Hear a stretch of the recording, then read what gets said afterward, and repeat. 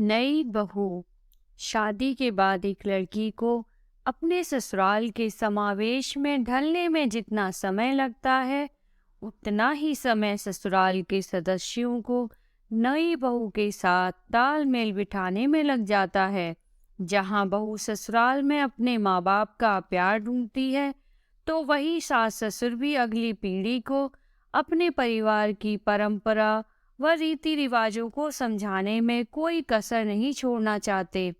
समय के साथ सास ससुर व बहू का रिश्ता इतना गहरा हो जाता है कि वही बहू घर की बेटी बन जाती है। आज खाना तुम बनाओगी। जिसने कभी पानी का गिलास उठाकर पानी नहीं पिया था, उसे मेरी माँ ने हुक्म दे दिया। वह उठी, जैसे तैसे करके 3-4 घंटे लगाए और खाना बनाया, मगर नमक मिर्च उस टेस्ट के हिसाब से नहीं थे जिसे परफेक्ट कहा जाता है। इसलिए घर के किसी भी व्यक्ति ने वह खाना नहीं खाया और ऊपर से ताने मारने लगे कि माँ के घर से यही सीख कर आई हो। मैं 8 घंटे की ड्यूटी के बाद घर आया, अभी बैग भी नहीं रखा था कि माँ कहने लगी, हम तो सुबह से भूखे बैठे हैं, कुछ बाजार से ला दो खाने के लिए। मैंने एक नज़र अपनी डरी सहमी पत्नी पर डाली और मार्केट चला गया। खाना लेकर आया तो सब खाने पर टूट पड़े। मैं अपनी पत्नी का हाथ पकड़कर उसे रसोई घर में ले आया। क्या पकाया है आज? वह अपने आंसुओं को आंखों में रोकते हुए मुस्कुराने लगी। बाकी सब की तरह तुम बाहर का खाना नहीं खाओगे? नहीं, मुझे तो अपनी बेटर हाफ के हाथ का खाना खाना है। उसने रसोई घर में ही मेरे लिए खाना लगा दिया।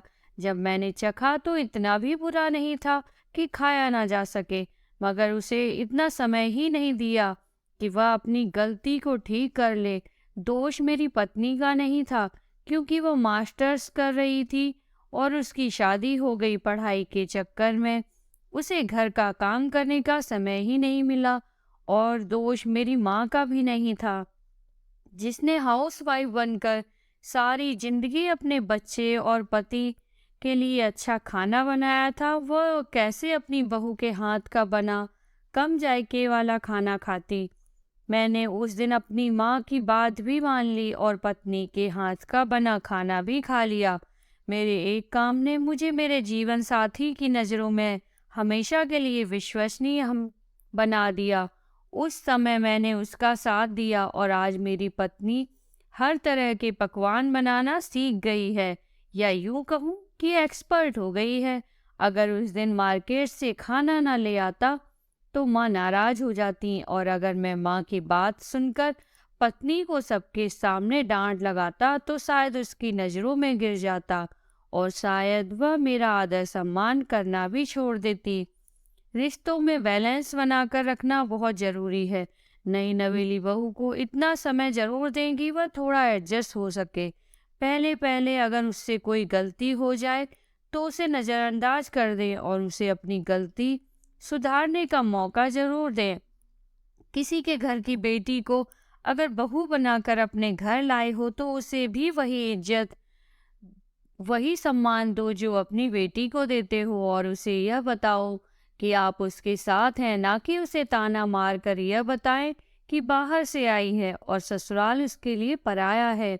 जब एक सास अपनी बहू को ताना देती है कि ढंग से रहना या घर तेरी माँ का नहीं है, तो सास ये क्यों भूल जाती है कि वो घर उसकी माँ का भी नहीं है। क्योंकि एक औरत जब शादी करके अपने पति के साथ अपने ससुराल आती है तो वह उसका अपना घर बन जाता है। उस समय उसे एडजस्ट होने में अपने पति और सास के साथ साथ की बहुत ज़रूरत होती है। अपनी बहू में आप बेटी देखना, फिर वो ससुर में बाप और सास में माँ देखेगी। आशा करती हूँ कि यह कहानी आपको पसंद आई होगी। इस कहानी पर आपकी राय क्या है, हमें कमेंट करके ज़रूर बताएं। कहानी पसंद आई हो तो लाइक शेयर करना बिल्कुल भी ना भूलिए। चैनल पर नए हो तो चैनल को सब्सक्राइब जरूर कीजिए। कहानी सुनने के लिए आपका बहुत बहुत धन्यवाद।